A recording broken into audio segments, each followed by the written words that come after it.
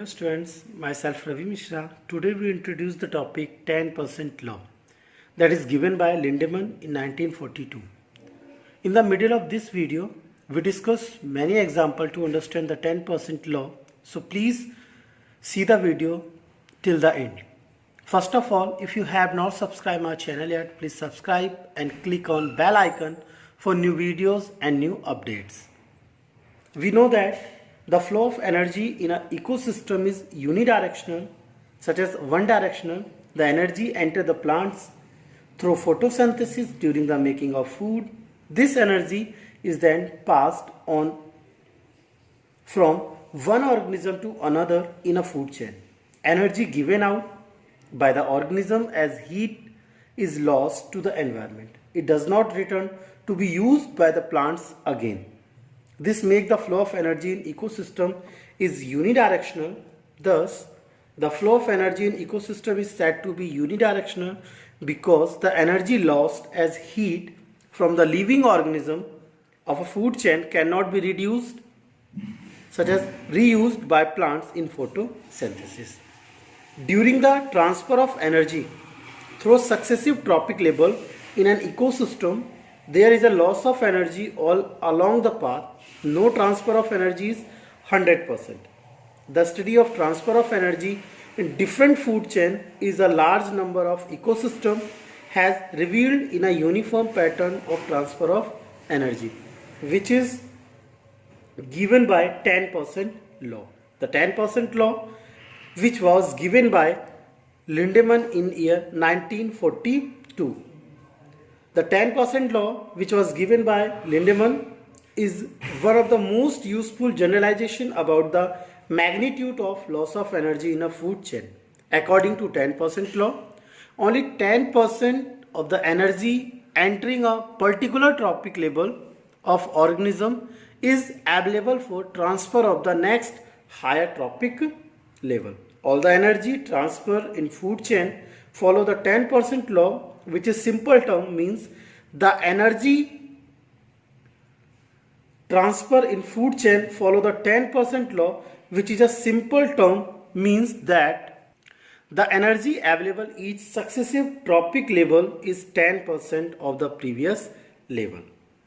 Thus, there is a progressive decline in the amount of energy available as we go from producer level to the higher trophic level of organism. Let us take one example to understand the 10% law more clearly.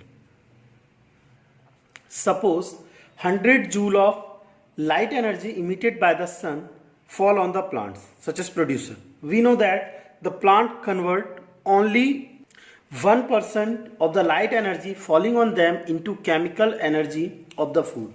So the energy which will be available in plant matter as food will be only 1% of the 1000 joule which is come into the 10 joule. The remaining energy is 990 joule of the light energy of solar energy which is not utilized by the plant and reflected back into the environment. According to 10% law, only 10% of the 10 joule of energy will be available for transfer at the next trophic level. So the herbivores will have only 1 joule of energy stored as food at the second trophic level. Apply the 10% law, we will find that 10% of the remaining 1 joule of energy will be transferred to the third trophic level of carnivores. So the energy available in the lion as food will be only 0.1 joule will be now. Consider the following food chain: grass, mice, snake and peacock. In this food chain, 100 joule of energy is available at the producer level. Then calculate the energy transferred to the peacock as food. State the law used in this calculation. Now we solve this problem. The producer level in this food is grass. So 100 joule of energy available in grass. According to 10% law, it means if we apply 10% law, only 10 joule of energy pass from grass to mice.